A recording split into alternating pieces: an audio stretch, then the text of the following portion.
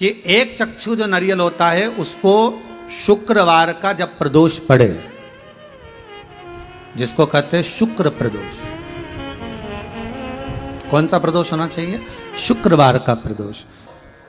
एक चक्षु वाला, एक नेत्र वाला 10 से 15,000 श्रीफल में, नारियल में एक नारियल ऐसा होता है जिसका एक नेत्र होता है, उसमें 3 नेत्र नहीं होते, एक चक्षु होता है। तो महाराज शिव पुराण कहती है, स्कंद पुराण कह रही है, तो शुक्रवार के प्रदोष वाले दिन उस नारियल को एक बेलपत्री के साथ में महाराज अंदर तिजोरी में या अलमारी में या आपकी जहाँ बरकत होती है, दुकान का जहाँ व्यापार व्यवसाय चलता है, अलमारी होती है या गुल्लक होती है या तिजोरी होती है या अलमारी होती है, उसमें उसको रख दिया जाता है। कब रखना है? शुक्रवार का प्रदोष के दिन। और शुक्र प्रदोष के दिन उसको रखने के बाद में दूसरा दिन, अर्थात शुक्र प्रदोष के दिन रख दो और शनिवार के दिन उसको निकाल लो, और निकालने के बाद उसको पूरे घर में घुमाने के बाद में श्री गणेश जी के मंदिर में, जो भी तुम्हारे घर में, तुम्हारे गांव में, तुम्हारे नगर में जो गणेश जी का मंदिर हो, उस मंदिर में ले जाकर उसको रखी आइए। वहाँ से मात्र एक दुर्बा लेकर आइए, गणेश जी महाराज की चढ़ी हुई केवल एक दुर्बा, और उस दुर्बा को दरवाजे की देहली पर छुलाकर उस दुर्बा को अपनी अलमारी में, अपनी तिजोरी में उसी दिन रख दो जिस दिन लेकर आयो महाराज। कभी जिंदगी में लक्ष्मी की कमी नहीं आ सकती, पर होना चाहिए एक चक्षु नारियल।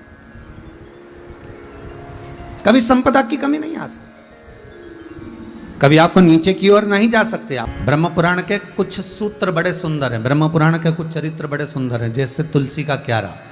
तुलसी के क्यारा का वर्णन ब्रह्म पुराण के अंतर्गत वर्णित किया गया कि जो गोल तुलसी का क्यारा होता है ना, जिसके घर में गोल कुंडा होता है, गोल तुलसी का क्यारा होता है, वो ऐश्वर्य प्रदान करता है, समृद्धि देता है। चौकोर तुलसी का क्यारा वंश की वृद्धि देता है। जिस नारी को संतान नहीं होती, जिस नारी को संतान या पुत्र प्राप्त नहीं होता, ब्रह्म पुराण कहती है अगर घर में चौकोर तुलसी का क्यारा है और उस चौकोर तुलसी के क्यारे में तुलसी जी रोपित है, और तुलसी अगर रोपित है आपके द्वारा, आपने उसको रोपित करा है, आपने उसको लगाया है, आपने उसको उछारा है, और उसकी पूजन आप प्रतिदिन करती हो, और शाम के समय पर यदि तुलसी में आप दीप लगा देती हो, तो यह पक्का है कि आपको वंश की वृद्धि जरूर होगी, आपका वंश जरूर बढ़ेगा।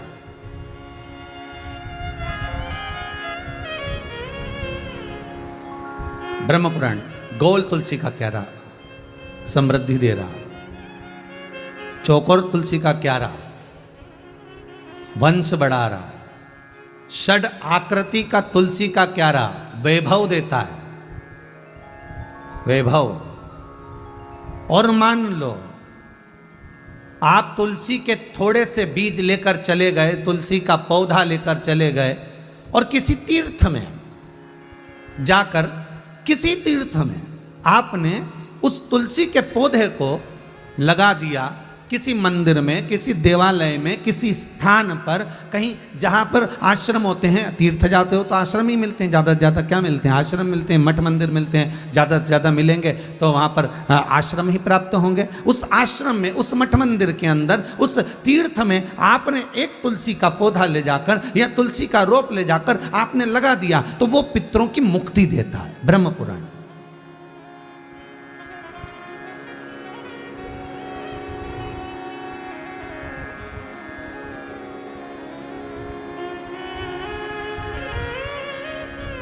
हमारे पुष्टि मार्ग के अंतर्गत, वैष्णव धर्म पुष्टि मार्ग के अंतर्गत श्री वल्लभ कुल बालक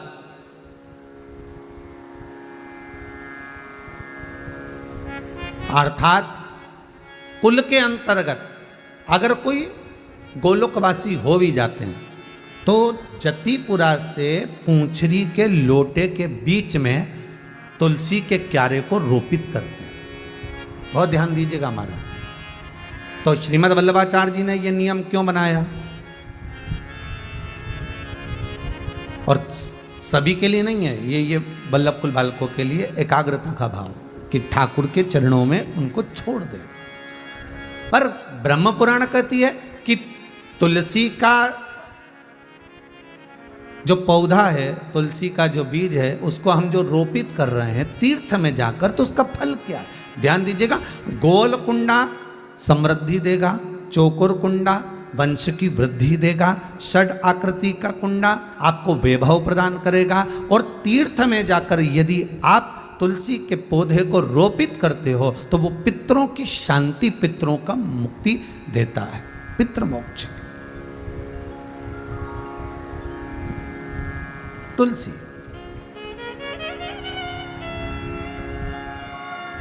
पहले भी कथा में कहा था, आज फिर कह रहे हैं, बड़े सावधानी से सुनिएगा, बड़े ध्यान से सुनिएगा महाराज।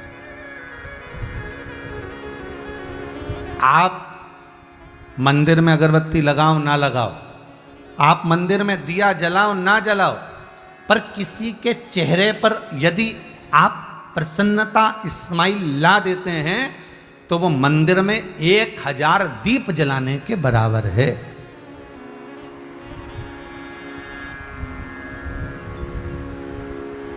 अगर आप किसी के चेहरे पर प्रसन्नता ला दें और अपने द्वारा अगर किसी को कष्ट हो रहा है, अपने द्वारा किसी को तकलीफ हो रही है, और आप रोज मंदिर भी जा रहे हो, रोज आप दिवाली भी मना रहे हो, रोज आप भगवान का दर्शन भी कर रहे हो, तो वो सुख नहीं है महाराज, वो एक आनंद नहीं है।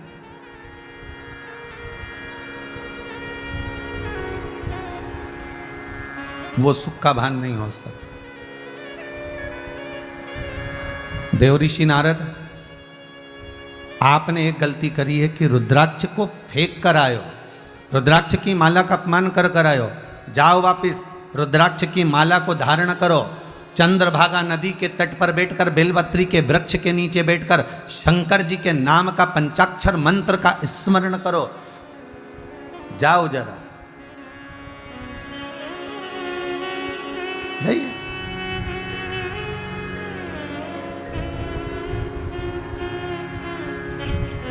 ठीक है। नारद जी ने जाते जाते भगवान विष्णु से कहा कि मैं जा रहा हूं, मैं चले जाता हूं, जाने में दिक्कत नहीं है, मैं जा रहा हूं, पर निवेदन केवल एक इतना सा है कि मैं चंद्रभागा नदी के तट पर अगर बैठूंगा,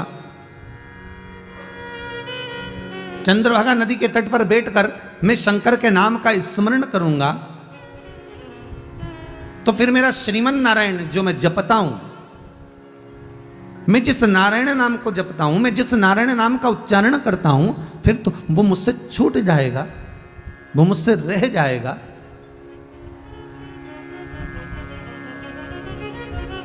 शिव पुराण कहती है कि शंकर में शिव, शंकर में विष्णु है, और विष्णु पुराण कहती है कि विष्णु में शंकर है। देखिएगा जरा, हरिहर मिलन, एक भगवान का हरिहर दर्शन भी आप करेंगे कभी अगर मौका मिले तो। हरिहर दर्शन यदि आप करेंगे तो भगवान विष्णु का आधा स्वरूप और आधा स्वरूप शंकर का, ये हरिहर दर्शन है भगवान का। आधा शिव का है, आधा विष्णु का है।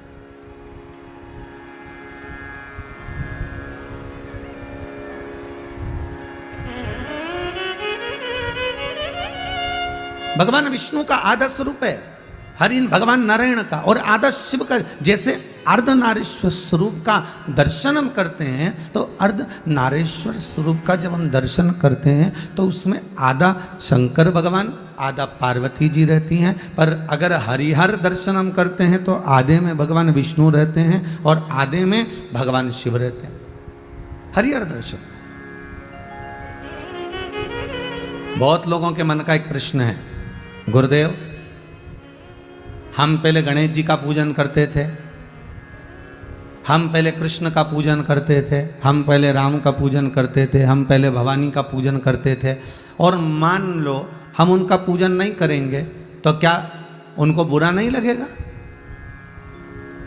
अगर मान लो हम उनका पूजन नहीं करेंगे तो उनको बुरा लगेगा कि नहीं लगेगा? अरे भैया शिव महापुराण की कथा कहती है तुम्हारा मन पड़े तुम राम जपो, तुम्हारा मन पड़े तुम कृष्ण जपो, तुम्हारा मन पड़े तुम भवानी जपो, तुम्हारा मन पड़े तुम जो जपो। पर शिव महापुराण की कथा कहती है तुम्हारी चित्तवृत्ति में जहां तुमको जो जपना है, जिसको तुम जप रहे हो उसके जपने में भी शंकर है।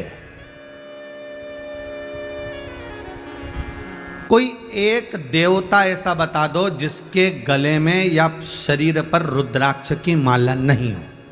कोई एक देवता बता दो, कोई एक देवी बता दो जिसके शरीर पर रुद्राक्ष की माला ना हो, रुद्राक्ष ना हो। और अब तो आप लोगों को प्रसन्न होना चाहिए। सबसे ज्यादा प्रसन्नता तो इस कलिकाल में। पहले तो रुद्राक्ष की केवल माला ही आती थी, आज के जमाने में तो रुद्राक्ष के कान के कुंडल भी आते हैं। आज के जमाने में तो रुद्राक्ष के हाथ का मणका भी आता है, रुद्राक्ष की माला हाथ में भी लोग धारण करते हैं। रुद्राक्ष लोग कानों में भी पहनते हैं। रुद्राक्ष का लोग वो बालों में लगाते, क्या बोलते हैं, अकल वक्कल है, उसमें भी काम आ जाता है। अकल के लिए लगाते ना बक्कल है, तो वो रुद्राक्ष उसमें भी लगा रहता है।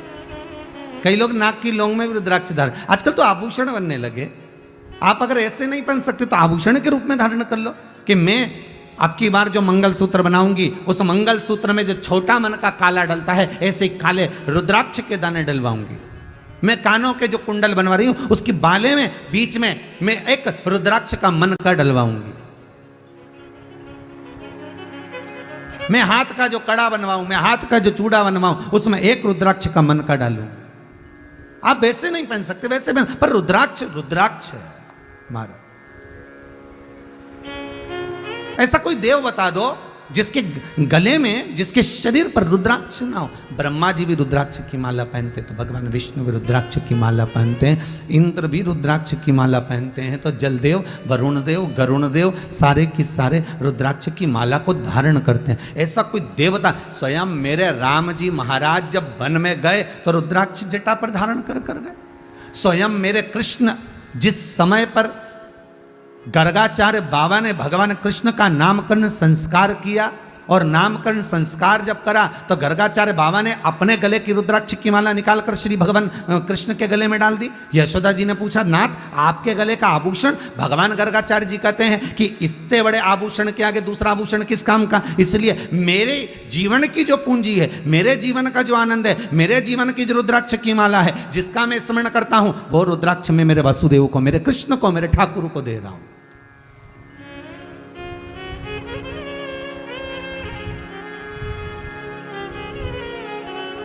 वो रुद्राक्ष, वो यशोदा जी ने देखा कि ये गर्गाचार्य बाबा ने दिया है, जो गर्गाचार्य बाबा जो गले में प्रदान कर रहे हैं, गर्गाचार्य जी जो दे रहे हैं, बड़ा बड़ा सुंदर रुद्राक्ष है।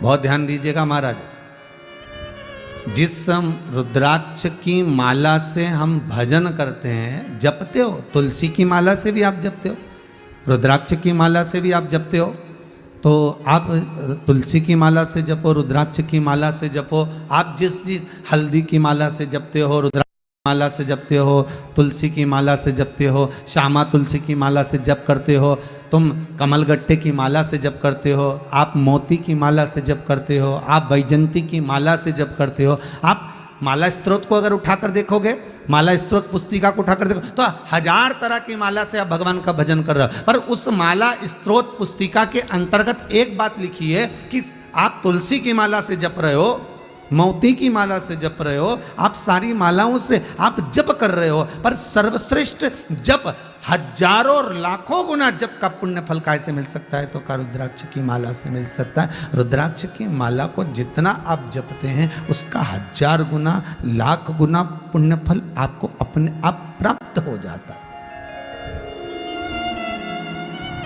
हजारों लाखों गुना। और एक बात याद रखिएगा, एक बात अपने जीवन में उतार कर रखिए, जो माला आप गले में पहनते हो उस माला से कभी जप मत करना, और जिस माला से जप करते हो उस माला को कभी गले में मत पहनना। बहुत सावधानी से ध्यान देना। जिस माला से आप जप करते हो उस माला को गले में नहीं पहनना, और जिसको आप गले में पहने हो उसको जप में मत लेना।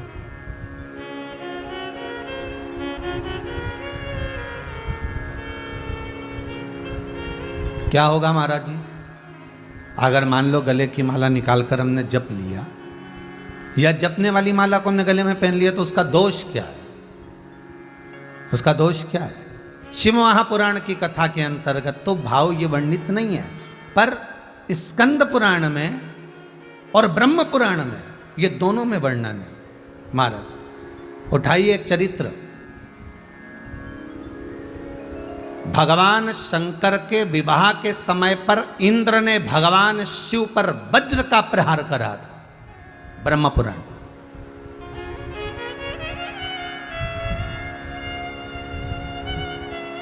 यदि गीता प्रेस गोरखपुर की ब्रह्म पुराण होगी आपके पास में, तो पृष्ठ संख्या 81, 82, 83, 84 और 85 ब्रह्म पुराण। क्या कारण था जो शंकर भगवान के ऊपर इंद्र वज्र का प्रहार कर रहा है? समझ लेना जरा अच्छे से हो। कई लोग कहते हैं कि गले में पड़ी हुई माला से जप क्यों नहीं करते, या जप वाली माला को गले में क्यों नहीं पहनते। उसका कारण देखिए ब्रह्म पुराण कह रही है, उसका कारण ब्रह्म पुराण बता रही है।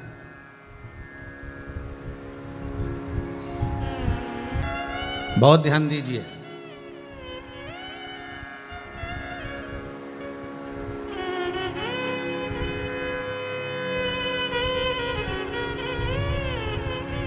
एक गलती इंद्र से हो गई थी, एक गलती इंद्र कर गए, और वो इंद्र ने गलती क्या करी कि शिव जी की शादी हो रही है और वज्र का प्रहार कर रहा है। देव ऋषि नारद का जब अहंकार गया, देव ऋषि नारद का जब अभिमान टूट गया, तब देव ऋषि नारद को समझ में आया कि मुझसे गलती हो गई, मैंने शंकर का अपमान कर दिया। कितना सुंदर भाव है, देखिएगा। पाप बुरा है, पाप बुरा है।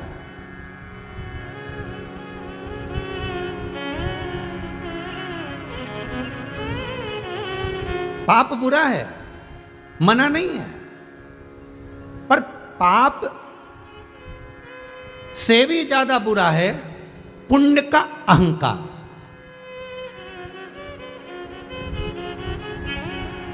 भाई ध्यान दीजिएगा, जितने लोग सुन रहे आस्था पर, जितने टीवी पर सुन रहे, जितने मोबाइल पर सुन रहे, पाप बुरा है, मना नहीं है, बहुत बुरा है पाप, पर पाप से भी बुरा है पुण्य का अहंकार।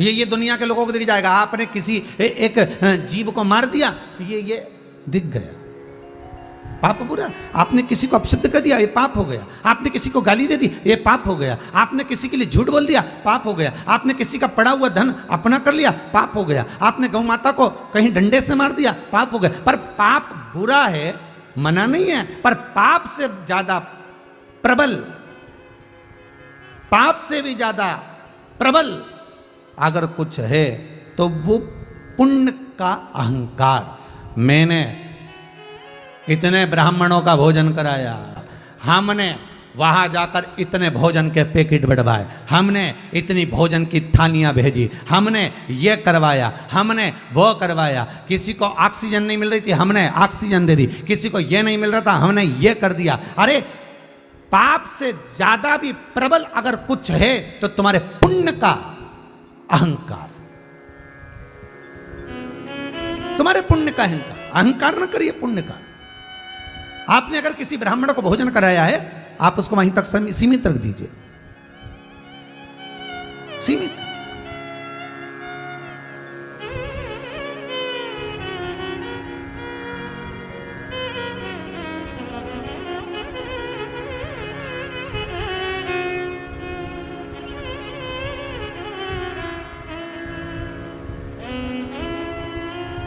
गरीबों को लाइन में लगा कर रखा है।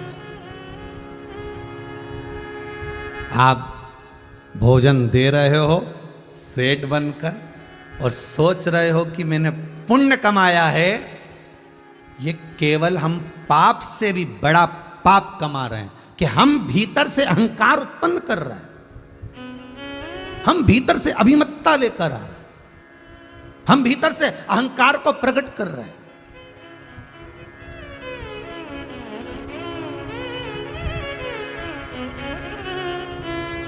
ये अहम हमारा सामने प्रकट हो जाता है।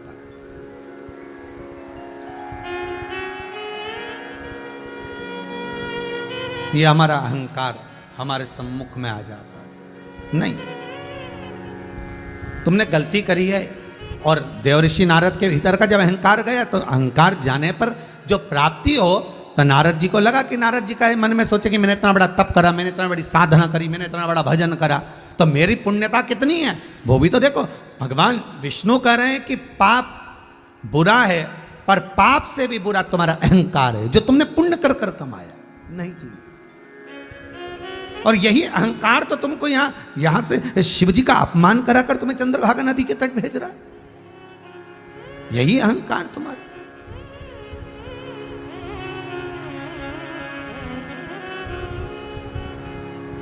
एक छोटा सा पाप कर्म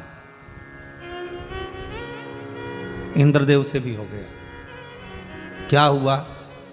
वो जरा सी माला जो गले में माला पहनते थे, उसी माला को हाथ में उतार कर फेर ली। अब देखिए उसका प्रायश्चित क्या, उसका क्रम क्या, वो ध्यान रखिएगा महाराज। और ऐसी गलती एक नहीं हजारों लोग करते हैं, हजारों। बस गले में से माला उतारी, तुरंत जपने बैठ गए, फिर गले में धारण कर लिया। उसका फल देखिए क्या है। भगवान शंकर का विवाह माता पार्वती के साथ में पक्का हुआ। माँ जगत जननी माता पार्वती और शिव का मंगल विवाह पक्का हुआ। शिव दूल्हा बन रहे हैं, पार्वती दुल्हन बन रही हैं। शंकर दूल्हा बनकर, पार्वती दुल्हन बनकर। जब दोनों का विवाह हो रहा है, बारात के लिए सारे नगर नगर में 33 कोटि देवताओं को सूचना दी गई। 33 कोटि देवता।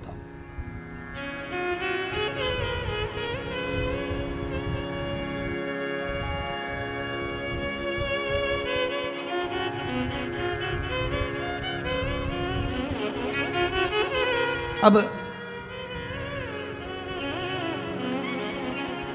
33 कोटि देवताओं को जब सूचना प्रदान करी गई,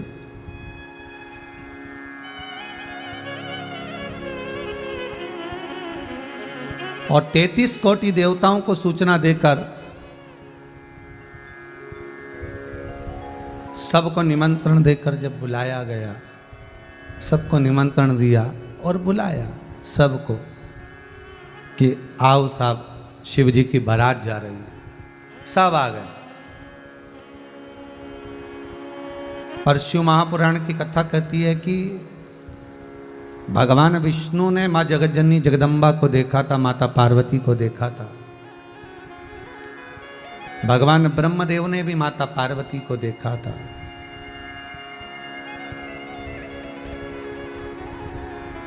देवऋषि नारद ने भी माँ जगतजननी जगदम्बा माता पार्वती को देखा था। पर इंद्र ने और बाकी के जो देव थे बहुत सारे, इन्होंने नहीं देखा था। होता है अखबार में किसी व्यक्ति की सूचना आए कि फलाना फलाना व्यक्ति सीहोर में ही रहता था, फलाना फलाना व्यक्ति इंदौर में ही रहता था, वो व्यक्ति भोपाल में ही रहता था, और वो व्यक्ति चलेगा। वो रहता था पर बहुत लोग पहचानते होंगे, अपन नहीं जानते। बहुत लोग जानते होंगे पर अपन नहीं पहचान पा रहे।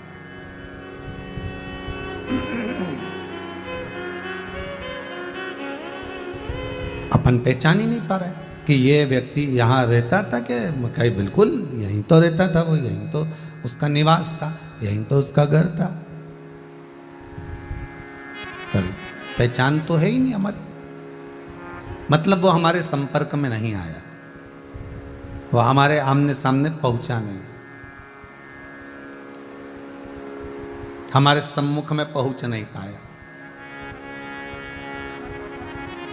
होता है कभी कभी जैसे आस्था चैनल पर कथा चल रही है और वो कथा कोई छोटे छोटे गाँव में हो सकता है कि लोग उसको नहीं देख पाते हों या नहीं सुन पाते हो शिव पुराण, तो कई लोग अपने अपने प्रदेशों में, अपने अपने ज़िलों में, जैसे जमशेदपुर में, इंदौर में, उज्जैन में, परतवाड़ा में, नीमच में, कई लोग प्रतिदिन इस आस्था चैनल की कथा को अखबार के माध्यम से, कई पत्रकार अपनी तरफ से, कई अखबार अपनी ओर से इस कथा को जनमानस तक भेज देते हैं कि सुनो। होता है कभी कभी हम नहीं पहचान पाते और सामने तो इंद्र नहीं जानता था माँ जगत जननी जगदम्बा को, माता पार्वती को नहीं पहचानता था, हो सकता है अन्य 33 कोटि देवता में और भी नहीं जानते हो सकता है।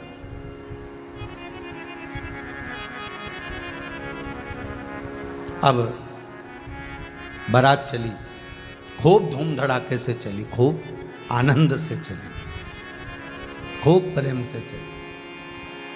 अब बारात में 33 कोटि देवता भी थे, तो ये विचार करा कि केवल 33 कोटि देवता जा रहे हैं। शंकर भगवान ने मन में सोचा इन देवताओं को तो सभी के यहाँ जाते हैं, देवताओं के यहाँ, पर मेरे जो प्रिय हैं ये भूत चुड़ैल, ये प्रेत, तो ये अगर बारात में आए तो एक आनंद का अनुभव होगा, क्योंकि इनको कोई नहीं बुलाता, इनको तो मुझे बुलाना, तो इनको क्यों ना मैं बुलाऊं। और शंकर जी ने डमरू खड़काकर भूत प्रेत डाकनी पिशाचनी चुड़ैल सबको निमंत्रण भी दे दिया, सब आ भी गए और सब चल भी दिए। चलने के बाद सीधे दरवाजे पर पहुँचे और दरवाजे पर जब पहुँचते हैं, दरवाजे पर जब जाते हैं तो जैसे ही दरवाजे पर पहुँचे वैसे कि वैसे ही पार्वती जी शंकर भगवान को देखकर थोड़ी सी चक्कर खा गए। मैनावती शंकर जी को देखकर चक्कर खा, पार्वती नहीं, मैनावती शिव को देखी और चक्कर खा गई।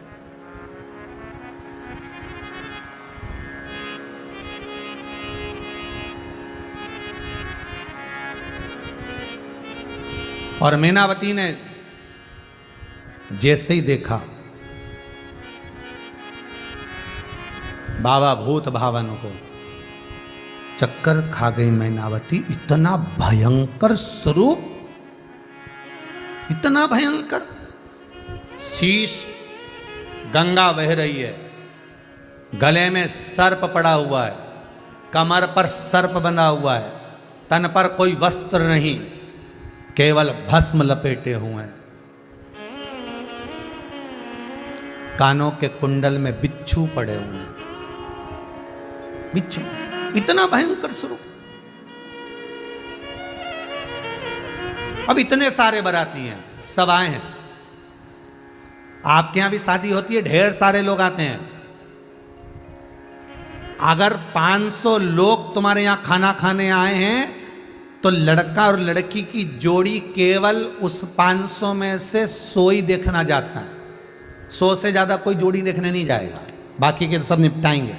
बफेट में जितना सामान रखा है सब खाएंगे, हो कोई नहीं देख रहा कि जोड़ी कैसी है, साहब लड़की कैसी है, लड़का कैसा है, बाराती कैसे हैं, कोई को मतलब नहीं। उनको तो चाउमीन ने, पानी पतासा ने, छम्मक लड्डू ने, गुलाब जामुन, गाजर का हलवा, ये सब, दही बड़ा, पकौड़ी, भजिया, उनको इनसे मतलब, उनको ना छोरी से मतलब ना छोरा से मतलब, उनको तो खाना है और जाना। पूरे ग्राउंड में घूमते रहेंगे, पूरे ग्राउंड।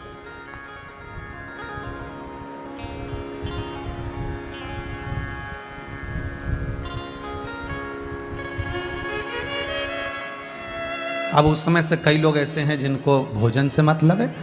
शादी में कई लोग ऐसे भी आते हैं जिनको दहेज से मतलब रहता है। क्या क्या दिया, अलमारी तो दी है, इस पर नाम भी लिखा है, इनके जी जाने दिए, फिर फ्रिज भी दिया है, फिर वॉशिंग मशीन भी दी है और ये एलसीडी भी दी है। तो फिर वो देखते हैं कुछ लोग।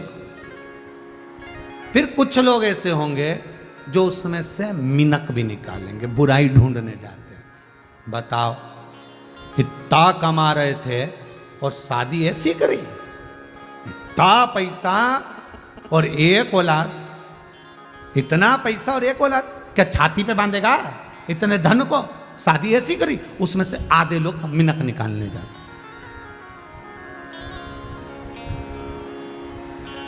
होते।